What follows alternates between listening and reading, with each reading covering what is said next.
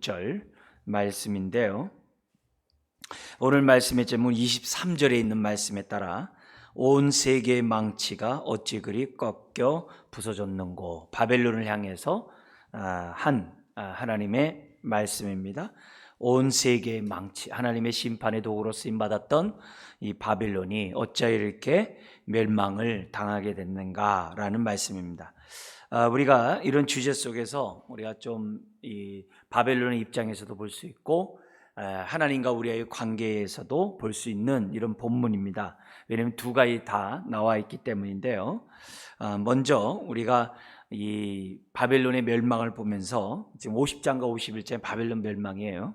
이 멸망을 보면서 뭐냐, 세상의 강대국도 영원하지 않음을 우리가 알자 이게요. 그래서 하나님 외에 다른 그 어떤 것도 의지하지 말자고 정말 우리가 다시 한번 생각하고 결단하는 이 시간 되었으면 좋겠습니다. 그리고 이 바벨론이 요한계시록에서는 로마 제국에게 적용이 되죠. 그래서 계시록을 보면 바벨론 나오면 다 로마 제국이거든요. 그러니까 그 당시에 그 바벨론 제국을 빗대어서 초대교회 성도들에게 계시록을 쓰면 그걸 보면서 아는 거예요. 로마가 어떻게 될 것이고 그 배후의 영적 세력이 어떻게 될 것이고 우리 교회는 그런 가운데서 어떻게 될 것인지, 그런 것들을 그 당시 성도라면 다 알 수 있는 그런 내용이죠.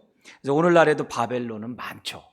그죠? 굉장히 많지만 영원하지 않을 것이다. 우리가 첫 번째 좀 생각하고, 두 번째는 교만한 자들은 아무리 하나님의 도구로 쓰임받았다 할지라도 바벨론처럼 교만하면 꺾여 부서지게 돼 있다. 꺾어지게 돼 있어요. 그러니까 이 교만은 이 멸망의, 이 패망의 앞잡이라는 것을 항상 잊어서는 안 돼요. 그래서 우리가 주의 일을 했다라고 해서 또 주 앞에 쓰임 받았다고 해가지고 교만하면 안 돼요. 교만한 자들은 쓰임 받았어도 반드시 부서지게 되어 있다. 이걸 우리들이 생각하고, 세 번째는 그리고 그런 이 어려움 가운데 고통당하고 있는 자기 백성의 형편과 탄식, 그 탄식을 다 알고 다 듣고 계시는 분이라는 것을, 그래서 이런 이 탄식에 하나님이 용서하시고 그들을 회복하시는, 심판과 함께 회복하시는 오늘 이 본문이 지금 이 50장, 51장에 나와 있습니다.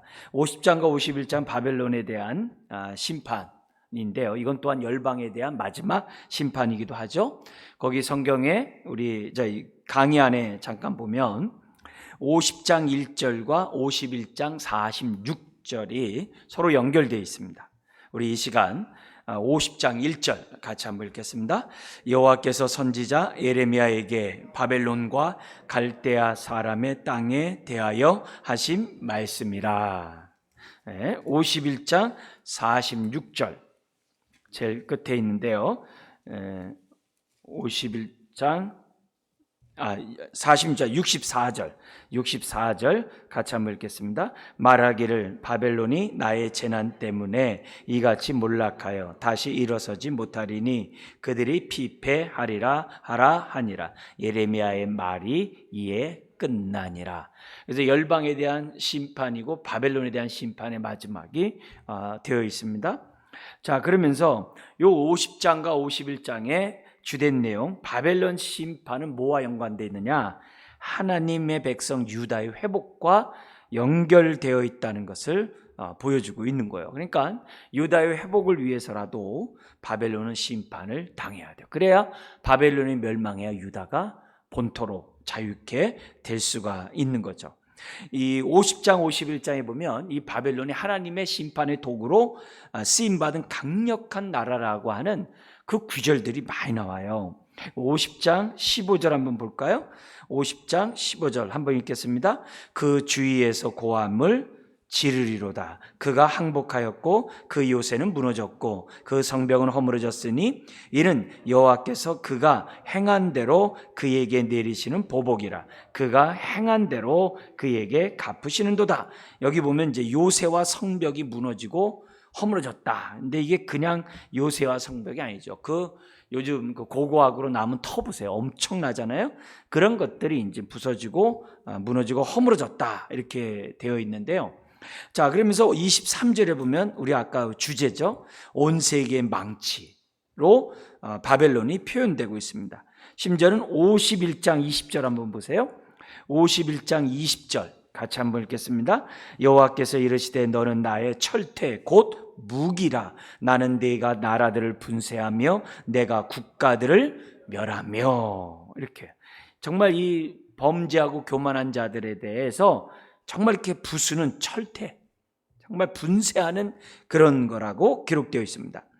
그리고 그 51장 41절을 보면 이 바벨론이 얼마나 정말 강했는지 주변 나라들이 다 어떻게 돼요? 막 칭찬하고 이렇게 본받기를 원했던 그런 나라라고 41절에 설명을 해요. 그래서 슬프다 세상이 함락되었도다. 온 세상에 칭찬받는 성읍이 빼앗겼도다. 슬프다 바벨론이 나라들 가운데 황폐하였도다. 로마 제국의 멸망에서도 비슷한 얘기들이 나옵니다. 그런데 이렇게 바벨론에 대한 이 심판의 도구가 다른 그 당시 동시대 선지자들에게서도 나오죠. 이제 가장 이 대표적인 그런 선지자 중에 이사야가 있죠. 그 이사야의 45장에 보면 고레스에 의해서 바벨론이 정말 멸망을 당할 것이라고 하는 그 예언이 이사야 45장에서도 예언되어 있어요. 그뿐만이 아니라 그 아수르가 북이스라엘을 멸망시키잖아요. 그 아수르가 북이스라엘 멸망했을 때 그 표현했던 표현이 있어요. 이사야서에 나오거든요. 거기 보면은 7장 20절에 이 삭도 아시죠? 무서운 그 삭도로 아수르를 표현하기도 하고, 이사야 10장에서는 하나님의 진노의 막대기로 아수르를 표현을 해요. 그러니까 하나님의 백성을 사람을 통해 나라를 통해 다루시는데 그 다루는 그 도구에 대해서 아수르와 바벨론에 대한 그 하나님의 그러한 그 사용하시는 그 심판의 도구가 무지막지한 거예요. 굉장히 무지막지한 이런 것들. 지금 전 세계적으로 지금 이 군사력이 이게 균등하고 이렇게 견제가 돼야 평화가 유지되지, 그렇지 않으면 언제든지 침략하고 언제든지 자기 속국으로 만들지 않아요? 지금 벌써 독도라는 것 때문에 지금 막 이렇게 호시탐탐 노리는 이런 모습들 지금 있잖아요. 그죠? 그러니까 이런 모습들이 지금 세상에서는 너무 많아요. 그러니까 어느 정도 이렇게 균형을 잡힌 이런 것들이 굉장히 중요한 시기예요. 왜냐하면 사람들은 어느 나라나 다 탐심의 종이거든요. 근데 어느 나라가 유독하게 강하게 됐을 때 하나님이 그를 갖다가 심판의 도구로 삼을 수 있다는 사실을 갖다가 또한 성경을 통해 우리는 알 수 있습니다. 자, 그러면서 바벨론이 세 번째, 바벨론이 심판당하는 그 이유가 앞에 나왔던 열방들의 죄악과 비슷해요. 가장 대표적인 게 50장 32절 한번 볼까요? 지금 먼저 우리 50장, 51장 전체적인 얘기를 한 다음에 제가 좀 할게요. 50장 32절 한번 보겠습니다. 같이 한번 읽어볼까요? 교만한 자가 걸려 넘어지겠고 그를 일으킬 자가 없을 것이며 내가 그의 성읍들에 불을 지르리니 그 주위에 있는 것을 다 삼키리라. 그러니까 교만하기 때문에 앞에서도 모압 암몬이들도 교만했잖아요. 똑같아요. 교만한 자가 심판의 원인이라는 거죠. 그러니까 저와 여러분들이 항상요, 지난주의 주제는 뭐예요? 교만하면 자기가 스스로가 속고 있는지도 몰라요. 굉장히 무서운 거죠. 그리고 51장 13절을 보세요. 51장 13절에 보면 그들이 돈이 많대요. 그렇죠. 약탈을 했으니까 돈이 많겠죠. 돈이 많다는 거예요. 그래서 재물이 많은 자요, 이렇게 표현을 합니다. 그리고 51장 17절에 보면 아주 우상숭배자, 오늘 우리 50장의 2절 3절에서도 나옵니다만 이 우상숭배자랐다는 것을 지금 뭐예요? 있는 거예요. 근데 그 당시 우상숭배는요, 단순히 자기 나들만의 우상이 아니라 주변 나라들로 하여금 아주 부러움의 대상이 돼요. 그리고 주변 나라들로 하여금 우상에 빠지게 하는 그런 영향력이 있는 그런 상황이라는 거죠. 그리고 심지어는 51장 35절에 보면요, 포로로 끌려온 하나님의 백성에 대해서 35절 이하에 보면 뭐라고 그래요? 학대했다고 그래요. 학대. 가만 안 놔뒀다는 거죠. 학대할 뿐만이 아니라 그들을 갖다 붙잡고 놓아주지도 않았다고 그래요. 굉장히 정말 괴롭히는 그런 자라는 것을 보여줍니다. 그리고 심지어는 51장 7절 한번 읽어보겠습니다. 같이 한번 읽겠습니다. 바벨론은 여호와의 손에 잡혀 있어 온 세계가 취하게 하는 금잔이라 민족이 그 포도주를 마심으로 미쳤도다. 강대국이 있으면 주변 나라들을 다 이렇게 미치게 하고 주변 나라를 교만하게 하고 주변 나라를 다 멸망시키게 하는 그런 악행을 저질러요. 그들의 권력과 힘과 우상 숭배는 다른 나라에 그대로 영향을 미쳐요. 굉장히 무서운 거죠. 그래서 약한 나라를 아주 학대하는 그런 술잔, 다른 나라로 하여금 우상 숭배하는 그런 술잔, 다른 나라로 하여금 교만하고 죄를 짓게 하는 그런 술잔의 역할. 이게 이제 계시록에서도 또 같은 모습으로 이제 나오는 걸 봅니다. 자, 그러면서 그렇지만 이 남에게 이렇게 술잔을 통해서 미치게 했던 그들 역시 어떻게 돼요? 그것 때문에 심판을 받을 것이다. 이렇게. 그러니까 우리가 죄를 안 짓는 것도 중요하지만 남에게 죄를 짓게 하는 거, 이것도 굉장히 무섭다는 것을 이제 보여주는 장면입니다. 그러면서 네 번째가 뭐냐면 심판의 도구로 하나님이 누구를 쓰냐면 바벨론을 하기 위해서요 메대 바사 제국을 사용해요. 네. 고레스 있죠. 그 왕이 통치하는 메대 바사 제국을 통해서 심판을 해요. 그래서 항상 북쪽이라는 표현을 씁니다. 아수르도 북쪽, 우리 그 바벨론도 북쪽, 또 바벨을 멸망하는 메대 바사도 북쪽, 이런 표현을 성경에는 많이 쓰고 있습니다. 자, 그런데 이들을 심판의 도구로 쓰지만 51장 25절 이걸 잘 보셔야 됩니다. 51장 25절 같이 한번 읽겠습니다. 여호와의 말씀이니라 온 세계를 멸하는 멸망의 사나 보라 내가 내 원수라 나의 손을 내 위에 펴서 너를 바위에서 굴리고 너로 불탄 산이 되게 할 것이니. 뭐가 나옵니까? 실제적으로 북쪽에서 메데바사 제국에서 침략을 당하고 멸망하지만 실제는 뭐예요? 하나님으로부터 심판을 당한다라고 하는 그런 메시지가 요 51장 25절에 있다는 거예요. 그러니까 하나님의 뜻이 이러니 누가 막을 수 있겠어요? 안 되는 거죠. 자, 그러면서 우리 그 마지막은 뭐냐면 51장 59절 64절까지 보면요, 이 예언서가 바벨론 심판의 예언이 언제 쓰여졌느냐? 그거 나와요. 시드기야 4년이 나오죠. 그죠? 시드기야는 뭐예요?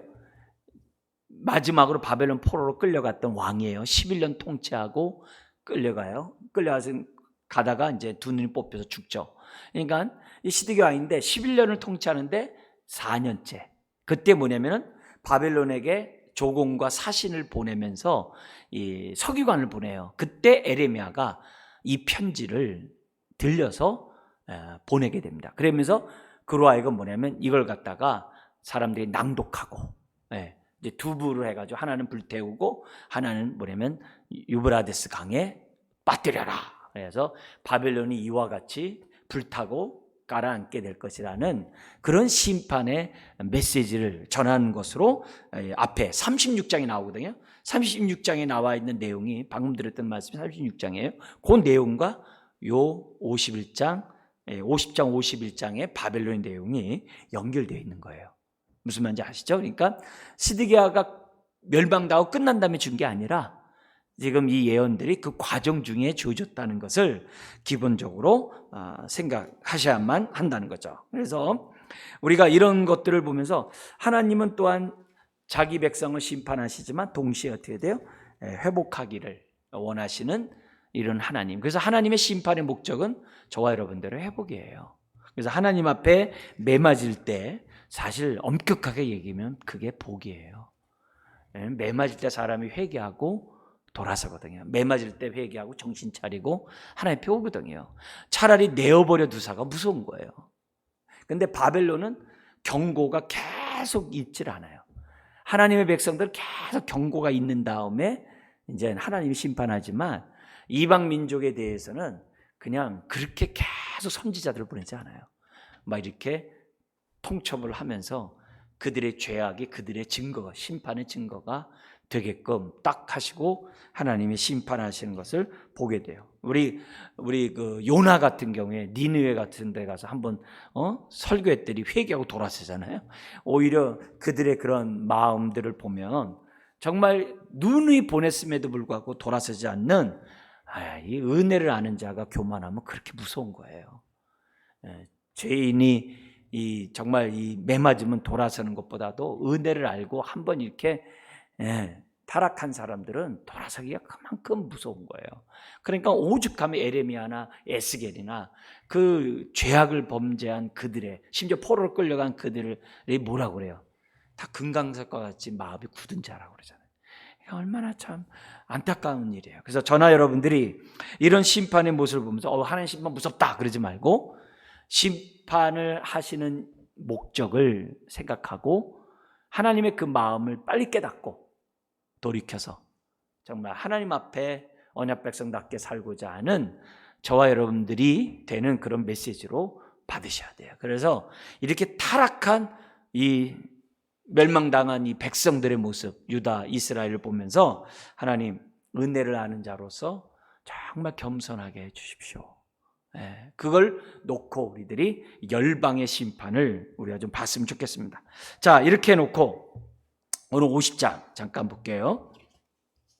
여기 보면 중요한 본문이 1절에서부터 5절까지 있습니다. 첫 번째 1절은 뭐냐면 바벨론의 심판은 하나님께로부터 왔음을 알리고 있어요.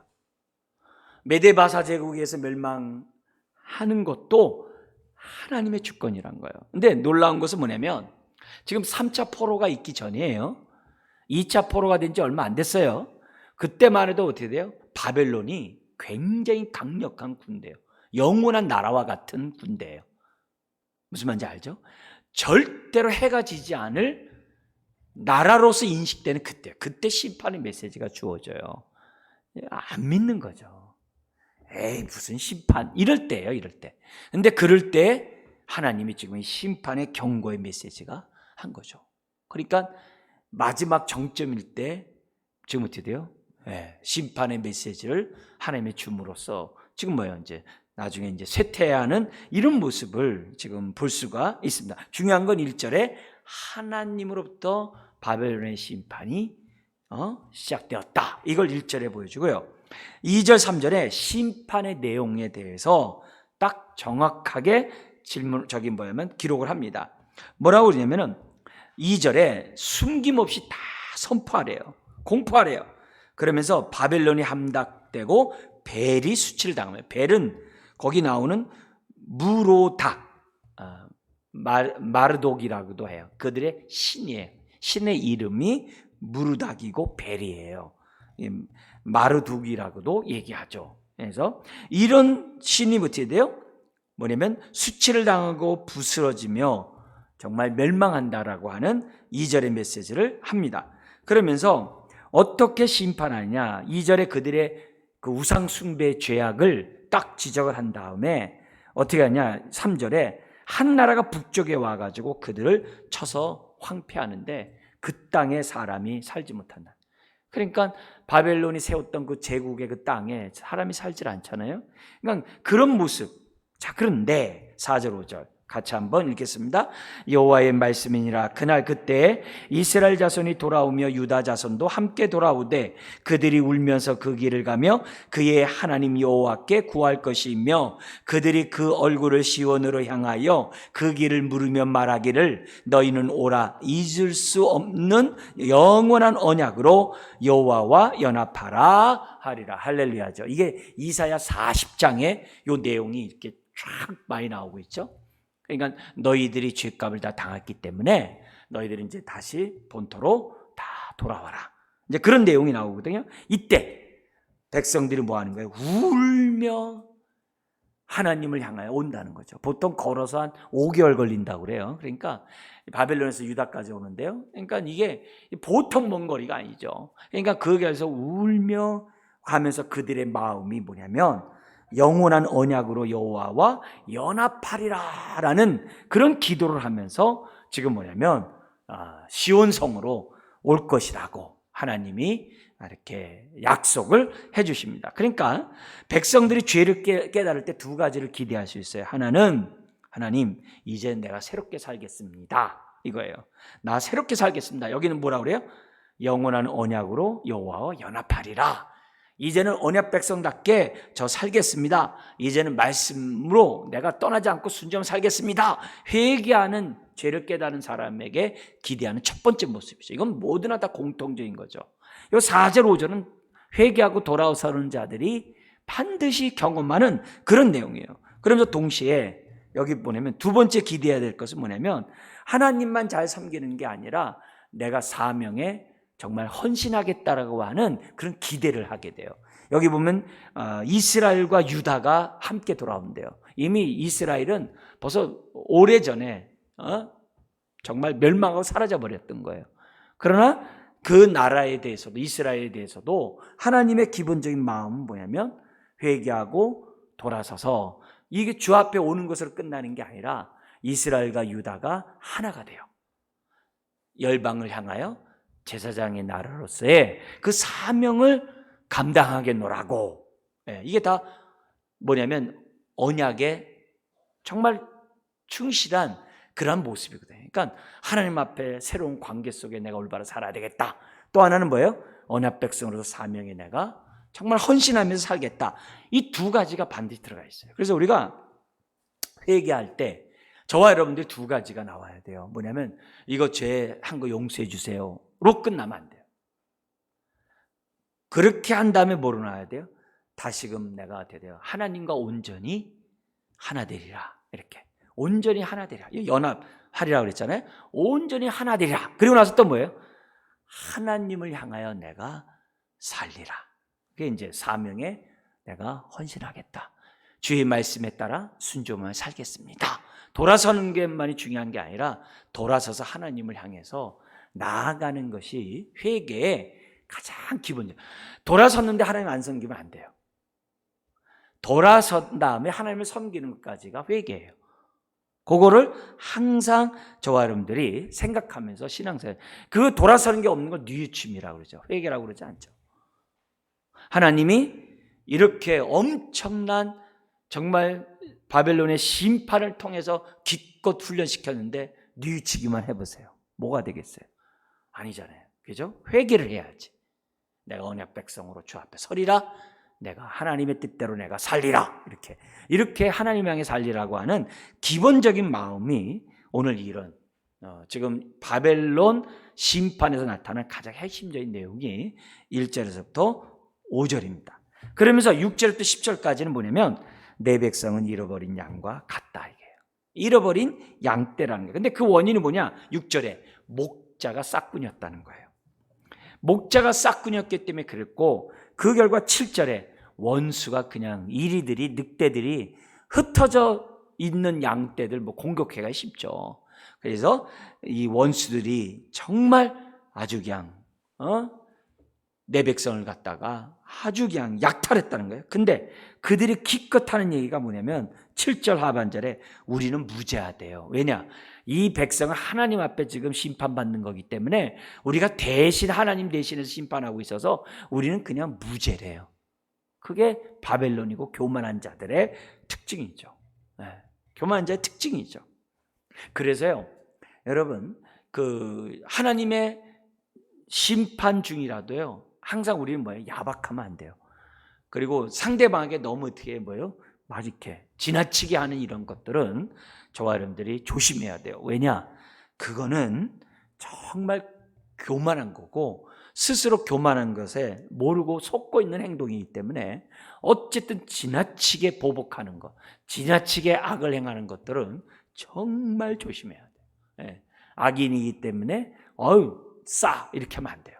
심판받아 마땅하다 그렇게 하면 안 된다는 거죠. 그러면서 뭐라 하냐면은 그 백성에게 얘기합니다. 그때가 되면 바벨론 멸망할 때 되면 8절에 빨리 도망가래요. 양떼를 인도하는 순념소처럼 제일 빨리 나오래요. 왜냐? 졸지망할 거거든요. 그러면서 9절부터 10절에 보면은 북쪽의 그 메데바사 제국이 정말 무섭게 아주 그냥 바벨론이 한 그 죄악대로 무섭게 심판하겠다고 기록되어 있다는 거죠. 이걸 보면 천하의 바벨론도 멸망을 했고, 이런 걸 보면 이 세상엔 영원한 나라가 없어요. 바벨론 스스로는 이젠 됐다 그럴 거예요. 이게 지금 왜냐면 120개가 넘는 나라를 통치를 하니까 이제는 됐다 이러면서 누가 우리를 멸망시킬 수 있으랴 이렇게 생각할 수 있다는 거죠. 그러나 졸지에 그들은 멸망했던 것을 보게 돼요. 분명한 것은 하나님의 심판의 도구가 됐다고 해서 그들이 의로운 게 아니에요. 죄인도 하나님의 도구로 쓰임받을 수 있어요. 이걸 우리들이 기본적으로 알아야 돼요. 그래서 우리들이 정말 우리들은 좀 더 우리들에게 좀 아주 좀 야박하게 공의롭게 적용한다면 목사이기 때문에 나는 뭐 하나님의 복을 받고 나 구원받고 나는 아멘이다 이렇게 하면 안 되는 거예요. 어떤 마음으로 목회자가 됐느냐가 그게 중요한 거예요. 겸손한 마음이냐 교만한 마음이냐 그게 중요한 거예요. 그러니까 여러분들도 항상 똑같아요. 똑같이 우리가 겸손해야 되는 거죠. 자, 이런 의미에서 6절을 볼 때 저와 여러분들이 우리가 이 나라 이민족을 위해서 기도해야 되지만 또 성도 여러분들이 저와 같은 목회자들 위해서도 기도하셔야 돼요. 왜요? 목회자가 잘못되면은 도탄에 빠지잖아요. 양떼들이 흩어지게 돼 있잖아요. 그래서 우리가 지도자들을 위해서 기도하고 디모데전서 2장에도 그러잖아요. 우리가 평안하게 신앙생활하기 위해서라도 지도자를 위해서 기도하자 그러죠.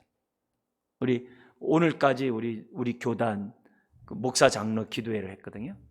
첫날 이렇게 예배하고 그런데 주제가 이제 울게 하소서예요. 근데 가서 이렇게 보니까 참 마음이 이렇게 막 이렇게 기도가 이렇게 막 절로 나오고 그 많은 목회자들이 이렇게 이제 다 뛰어서 일정한 사람들만 들어가서 예배를 드리는데 막 들어갈 때부터 이거 다 검사 다 했어요. 저 처음 했어요. 검사해가지고 차에서 기다렸다가 이제 음성이면 들어오고 이런 식으로 해가지고 했는데 이제 그런 거 보면서 이제 지도자들이 나온단 말이에요. 여러 지도자들이 나온다고요.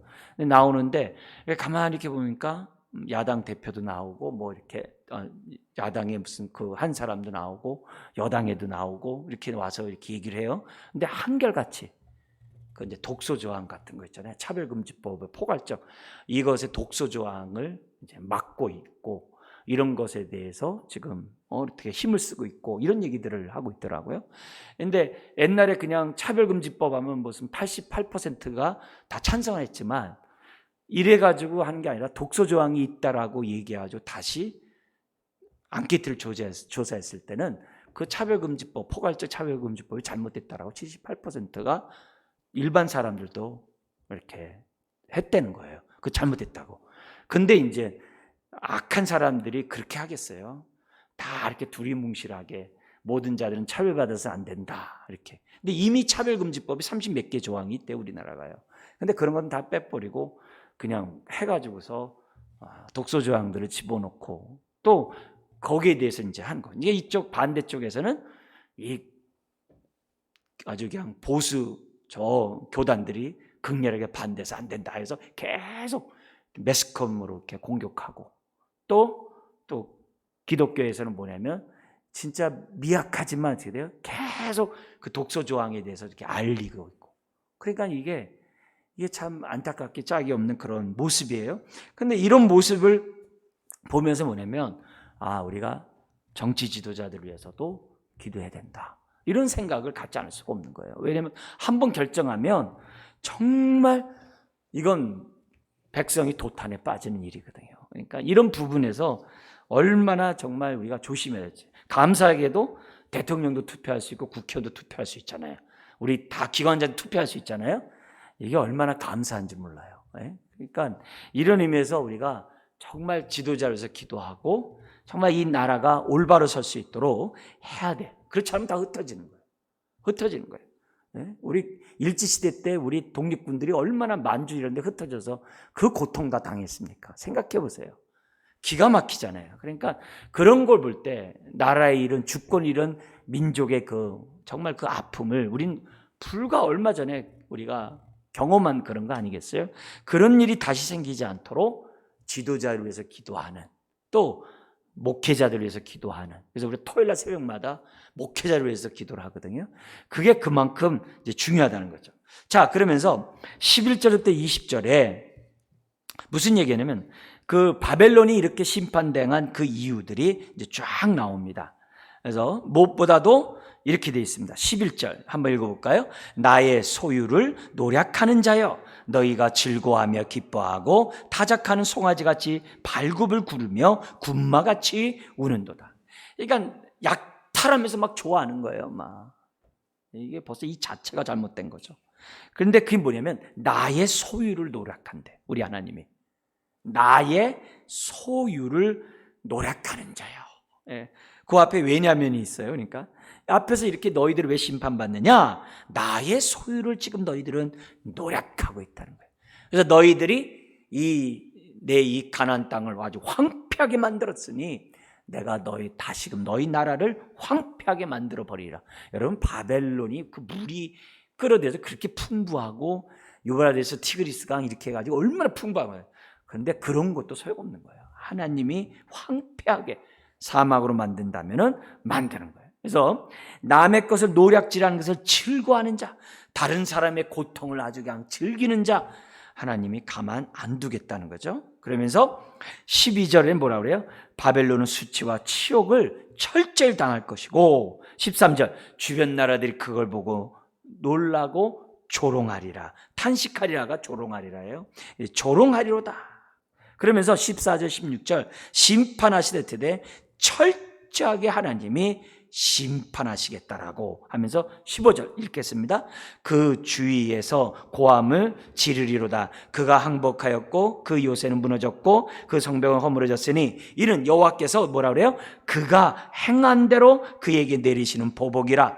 그가 행한 대로 그에게 갚으시는도다. 예. 그러면서 이제 철저하게 한 다음에 다시 앞의 내용을 4절부터 우리 10절에 있는 내용을 반복합니다. 그게 뭐냐면은 17절에서부터 20절 흩어진 양들을 내가 다시 돌아오게 하리라. 할렐루야죠. 그죠? 다시 돌아오고 18절 19절 그들을 멸망하고 내가 내 백성을 회복하리라 하면서 중요한 게 20절입니다. 같이 한번 읽겠습니다. 여호와의 말씀이니라. 그날 그때에는 이스라엘의 죄악을 찾을지라도 없겠고 유다의 죄를 찾을지라도 찾아내지 못하리니 이는 내가 남긴 자를 용서할 것임이라. 할렐루야죠. 그러니까 용서 앞에는 뭐가 있어요? 반드시 회개가 있죠. 그죠? 회개한 그런 모든 자에게 하나님이 드디어 남긴 자들을 다 용서하시겠다. 그러니까 용서하니까 다시 본토로 돌아오는 거죠. 이사야 40장에서도 강조하는 내용이에요. 그러니까 이 하나님의 그 회복에는 용서가 있고 용서에는 반드시 어떻게 돼요? 회개가 뒤따라야만 한다는 거죠. 우리 하나님은 용서하기를 즐겨하시는 하나님이라고 했어요. 그래서 우리가 낱낱이 하나님 앞에 회개하는 것은요, 그만큼 나에게 은혜가 되고 축복이 되는 거예요. 네. 그래서 뭐 회개하면 늘 이렇게 막 우리가 막 이렇게 깔아앉고 그렇게 하는 게 아니에요. 항상 회개는 기쁨이 수반되게 돼 있어요. 아까 회개 유턴에서 하나님 섬긴다 그랬잖아요.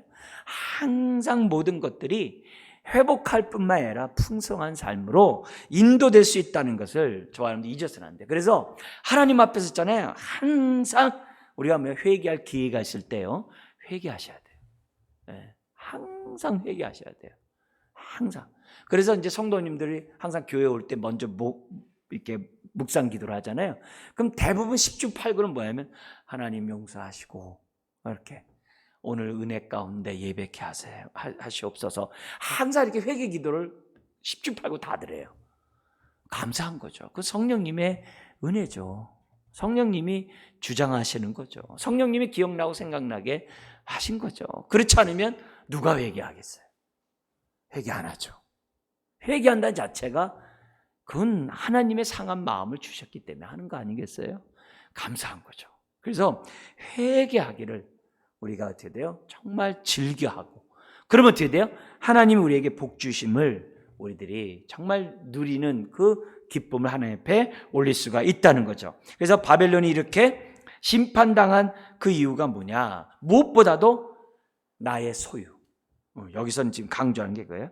나의 소유를 갖다가 손을 댄 거. 그래서 세상 사람들이 크리스찬을 공격하고 크리스찬을 해롭게 했을 때 긍휼한 마음을 우리가 가져야 된 이유가 이거예요. 왜냐면 그거는 뭐라 그래요? 성경에 나에 대하게 한 거거든요. 거기 14절에 그들은 뭐예요? 여호와께 범죄하였음을 했거든요. 유다에게 한 건데 여호와께 범죄한 거거든요. 우리가 한 행동들이 뭐예요? 여호와께 범죄한 행동이기 때문에 우리가 어떻게 돼요? 그들을 긍휼히 여기지 않을 수가 없는 거죠. 없는 거죠. 자, 그러면서 그 심판을 어떻게 하는지가 21절에 32절에 나와요. 두 가지예요. 21절에서부터 28절까지는 뭐냐면은 하나님이 명령한 대로 21절 한번 읽어볼까요? 이는 여호와의 말씀이니라 너희는 올라가서 무다다임의 땅을 치며 붓곳의 주민을 쳐서 진멸하되 내가 너희에게 뭐한 대로요? 명령한 대로 다 하라. 여기 무라다임과 붓곳은 바벨론의 도시 이름입니다. 그리고 29절부터 32절은 다른 게 아니에요.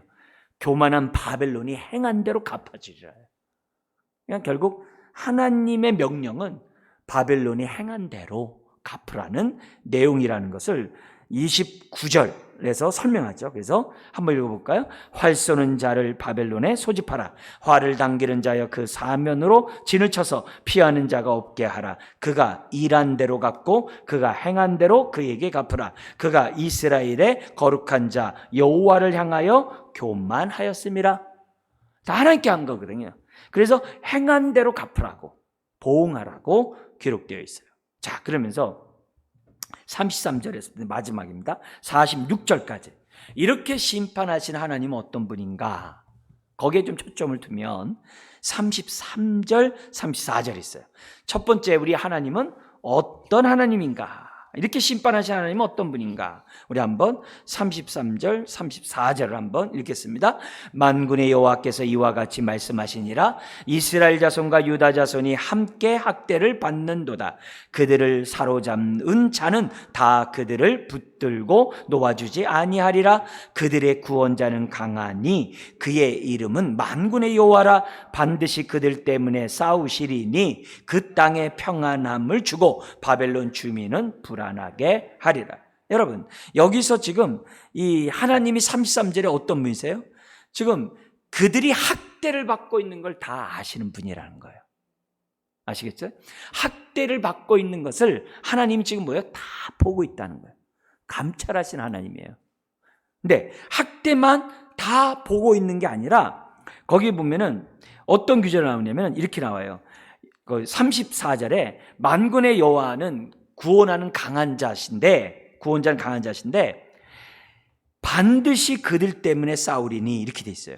반드시 그들 때문에 싸우리니 이 단어는 뭐냐면은 백성의 탄원, 송사를 받아주겠다 이 단어예요. 그러면서 뭐라고 하냐면 그 땅에 평안함을 주고 바벨론 주민은 불안하게 하리라. 이건 뭐냐면 바벨론에겐 벌을, 그리고 그로 말미암아 온 세상에는 평화를 주시겠다라고 하는 그런 말이에요. 여기서 우리가 아는 게 뭐예요? 하나님은 다 아세요. 내 탄원을 다 들으세요. 내 기도를 다 하세요. 교회에 섬기라고 보낸 이 천사가 항상 하나님 앞에서 아랜다 그랬어요. 네? 하나님 앞에서 항상 아랜다 그랬어요. 지금 우리가 어떤 형편인지 어떤 기도를 올리고 있는지를 하나님 앞에서 계속 아랜다 그랬거든요. 고한다 그랬단 말이에요. 그러니까 하나님이 지금 뭐냐면 다 보고 있고 다 듣고 계세요. 우리가 이런 하나님을 우리들이 지금 뭐예요? 저와 여러분들이 섬기고 있어요. 왜 그래요? 언약 백성이니까. 하나님 노릇하시려고 우리의 삶을 다 보고 있어요. 애굽의 탄식 소리를 들으듯이 바벨론의 탄식 소리를 들으신 거예요. 바벨론의 백성의 탄식 소리를 들으시는 거예요. 오늘 우리들의 탄식 소리를 하나님이 들으시는 하나님이라는 것을 우리에게 보여줍니다. 자, 그러면서 35절에서부터 40절까지는 두 가지 심판이 강조돼요. 하나는 뭐냐면 35절부터 37절인데요. 칼이 미치지 않은 곳이 없다는 거예요. 바벨론의 모든 자에게 칼이 이 말이라는 거예요. 이건 뭐냐면 칼은 칼로 망한다고 그랬잖아요. 그 칼이 자신들을 보호하지 못하고 오히려 그 칼날, 다른 칼날에 의해서 심판을 받는 그런 장면이 나와요. 그러니까 결국 하나님 외에 다른 것을 의지할 수가 없다는 거죠. 칼을 의지하는 자 칼로 망한다는 것을 지금 여기 보여주는 장면이 나와요. 그러면서 또 하나가 뭐냐면 칼하고 또 뭐냐면 38절 40절인데요. 가뭄. 거기에 가뭄이 오요. 거기에 가뭄이 온다는 얘기는 이거는 나라가 살 수 없다는 거거든요.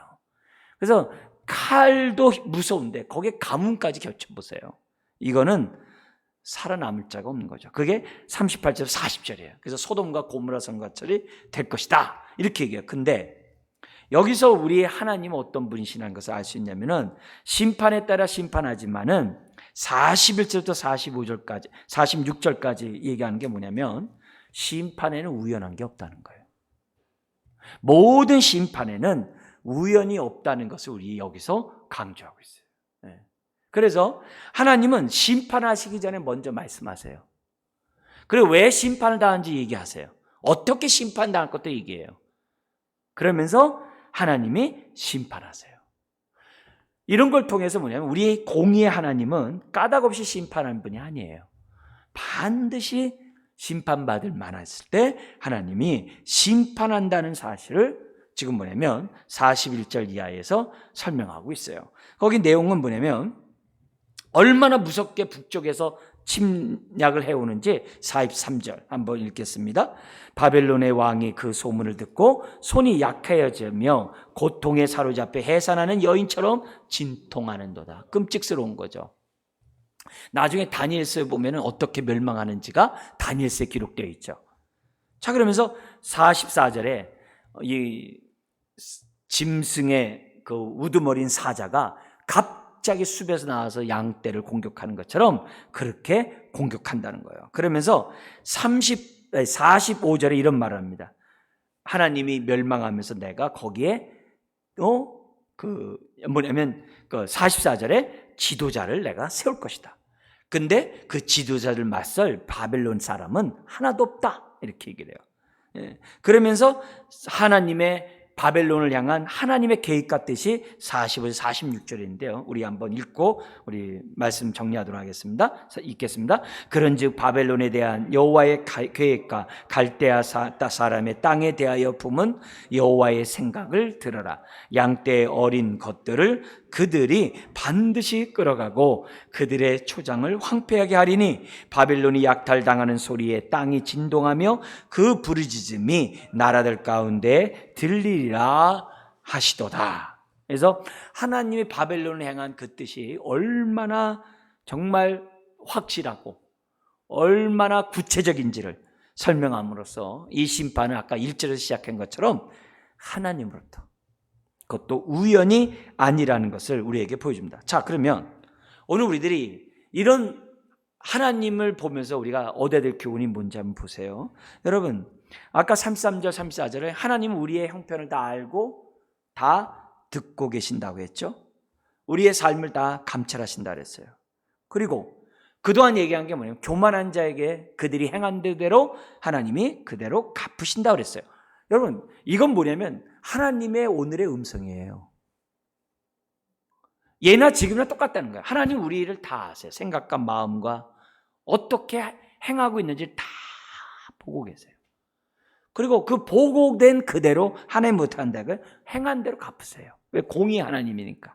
그것도 철저히 갚아요. 우린 그걸 십자가에서 아들까지 죽이시는 모습에서 보잖아요. 그러니까 철저히 갚으세요. 그런데 이렇게 하시는 하나님의 근본적인 마음은 뭐라고 그랬어요? 20절에 용서하고 회복하기를 원하시는 하나님이라는 것을 성경 우리들에게 또한 가르쳐줘요. 그러면서 회개하는 자가 가져야 될 소망이 뭐냐? 거기 34절인 것처럼 우리 하나님은 강한 구원자예요. 만군의 여호와예요. 우리가 회개했을 때 그 하나님의 회복을 막을 수 있는 그 어떤 힘과 사람은 나라는 없어요. 하나님이 심판을 계획하시면 그대로 하듯이 회복하겠다라고 계획하면 그대로 행하시는 강한 분이라는 거예요. 그렇다면 심판에 우연한 것이 없다고 한다면 우리가 뭐 해야 돼요? 아까 제일 처음에 얘기했던 것처럼 4절 5절 뭐 하는 거예요? 울면서 회개하고 주님 앞에 돌아와서 영원한 언약에 우리가 어떻게 돼요? 정말 하나님과 화합하는 저와 여러분들이 돼야 한다는 것을 우리들에게 가장 기본적으로 이 본문을 우리들에게 가르쳐주고 있어요. 그래서 아니 나 저기 뭐 제사 안 받고 구원 받고 천국 가기로 돼 있는데 뭐 어때 뭐 이렇게 하면 안 되고, 그러면 그럴수록 더 우리가 어떻게 돼요? 정말 하나님의 마음을 헤아리는 자가 되고, 그러면 그럴수록 은혜를 받으면 받을수록 그만 공의가 날카로워야 돼요. 은혜를 못 받았기 때문에 공의가 두리뭉실한 거예요. 은혜를 못 받았기 때문에 나에게는 자비롭고 남에게는 야박한 거거든요. 은혜를 받으면 받을수록 남에게는 긍휼하고 나에게는 공의롭게 돼 있어요. 예? 이 주계가 반대가 되는 건 내가 은혜를 덜 받았기 때문에 그래요. 은혜를 받은 사람은 나에게는 공의롭게 철저히 하고 남에게는 긍휼을 베풀거든요. 예? 그게 은혜를 못 받으니까 그렇게 된단 말이에요. 그래서 오늘 우리들이 정말 울면서 하나님의 은혜를 받는 저와 여러분들이 되고자 해야 돼요. 여러분, 심판에는 우연이 없어요. 오늘 우리들의 이 삶을 잘 우리가 좀 생각했으면 좋겠고요. 동시에 바벨론을 통해서 우리가 배워야 될 것은 뭐냐? 지난주에 있는 것처럼 교만은 사람을 스스로 속게 한다고 그랬어요. 이 바벨론은요, 유다를 치면서 자신이 뭐가 없다 그랬어요? 나는 죄가 없어. 왜? 하나님 앞에 멸망당할 자를 나는 대신에 했기 때문에 나는 잘못 없어. 예, 죽을 자가 죽은 거야. 심판받을 자 심판받은 거야. 아니라는 거죠.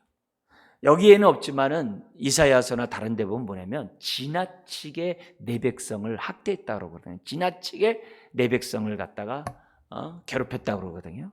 그러니까 그런 걸 볼 때 지금 뭐냐면 바벨론을 통해서 우리가 배워야 될 것은 뭐냐면 우리가 지나치게 야박하고 지나치게 공의롭고 지나치게 엄격한 잣대를 대는 이런 행위들은 여러분, 저와 여러분들은 항상 조심해야 돼요. 왜냐? 그게 교만이거든요. 바벨론의 이 모든 죄의 그 근본은 교만이거든요. 그리고 이들이 뭐냐면요, 어느 정도 되면요, 남의 것을 빼앗는 것을 갖다 막 즐기고 기뻐했다고 그래요.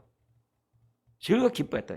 이런 행동들은 남의 불행은 나의 행복 이러면 안 된다는 거예요. 남의 고통은 나에게 즐거움 이렇게 하면은 그것 또한 우리가 심판을 피할 길이 없다는 것을 우리에게 보여줘요. 여러분, 바벨론에게 하나님의 심판의 도구로 썼을 때 겸손하면 얼마나 좋겠어요. 야, 하나님 앞에 잘못하면 나도 이렇게 될 수 있구나. 심지어는 누구까지 붙여줬어요? 바벨론에게 다니엘까지 붙여줬잖아요. 다니엘과 세 친구까지 붙여줬잖아요. 다니엘은 박수장이라는 직분을 가질 정도로 바벨론 왕과 가까이 있었잖아요.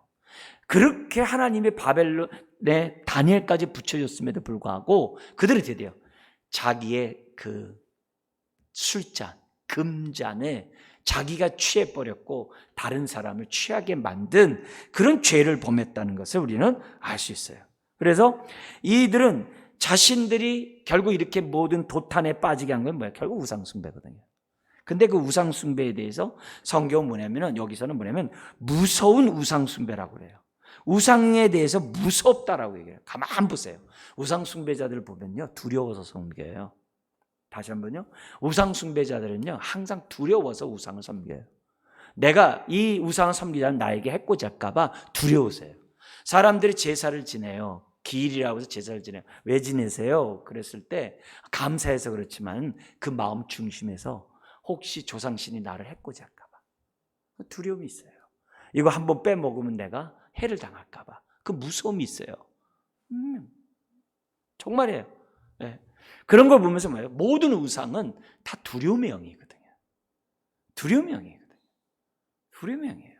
그러니까 이런 걸 보면서 결국 바벨론에 섬기는 그 마르둑 이런 것들이 다 뭐예요? 다 가만 보세요. 우리나라도 우상 보면요, 얼굴이 되게 험상궂잖아요. 뭐 예쁘게 뭐 어린아이 같이 뭐 이렇게 하는 것들도 있지만은 가만 이렇게 보세요. 막 얼마나 막 흉악하고 막 그런지 무서운지 몰라요. 왜 그러냐니까 귀신이 그거 보고 도망가라 이렇게 무섭게 했대요. 근데 그건 그렇게 하는 얘기고 실질적으로 여기 바벨론의 그 우상이 무서운 우상이라고 그러고 있거든요. 그러니까 우리들이 볼 때 많은 사람들이 왜 우상을 떠나지 못해? 전도했을 때 그러잖아요. 우리 집에 두 신을 섬기면 양쪽에서 해코지 당하기 때문에 안 돼요. 이래서 예수 안 믿겠다는 사람이 의외로 많잖아요, 우리나라에요. 그죠? 굉장히 많잖아요. 우리 할머니 돌아가시면 믿을게요. 뭐 이런 사람들도 있고 막 이러잖아요.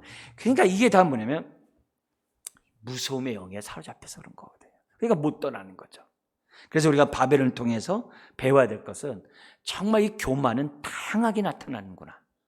그걸 우리들이 배웠으면 좋겠어요. 마지막으로 하나님 어떤 분이신가를 다시 한번 얘기하고 말씀 마치도록 하겠습니다.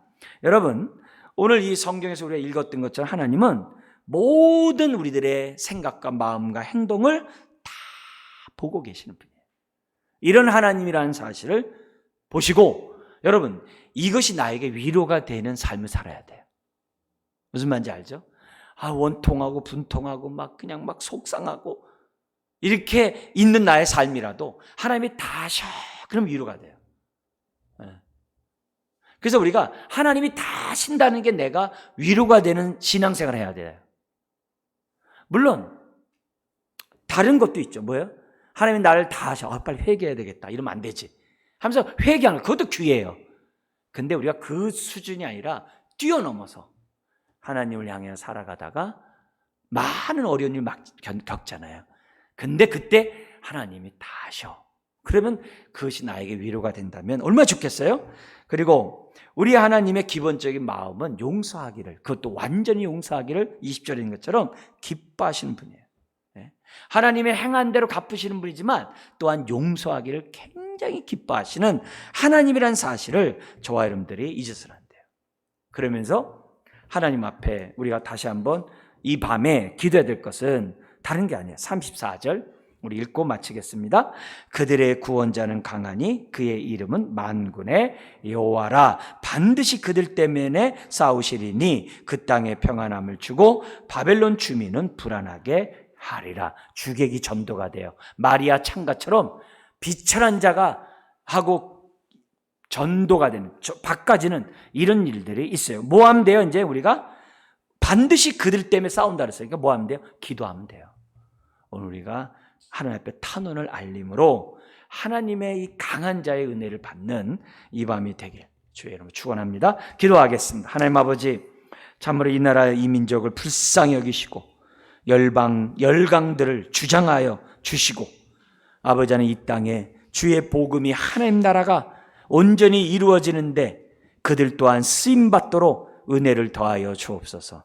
주여, 교회가 아버지 깨어있게 하시고 교회가 정말 언약의 백성다운 교회가 되게 하시고 하나님과 온전히 화합하는 가운데 주의 뜻을 이루어가는 몸된 교회 성도들 다 되게 하여 주옵소서. 주여, 교만하지 않게 하소서. 주여, 우리가 하나님 앞에서 모든 것을 다 감찰하시는 하나님 앞에서 정말 기쁨으로, 위로로, 감사로 주 앞에 서는 자녀들 되게 하여 주옵소서. 주여, 이 오늘의 말씀을 우리들 마음속에 새기게 하시고 이 말씀이 기억나고 생각나서 우리 모든 자 어느 한 사람도 우리가 교만한 자 없게 하시고 우리 가운데 어느 누구도 아버지 하나님 두려움에 쌓여있는 자 없게 하여 주시고 하나님의 강한 손으로 아버지 하나님의 승리하며 살아가는 모든 자녀들 되게 하여 주옵소서. 예수님의 이름으로 기도드리옵나이다. 아멘.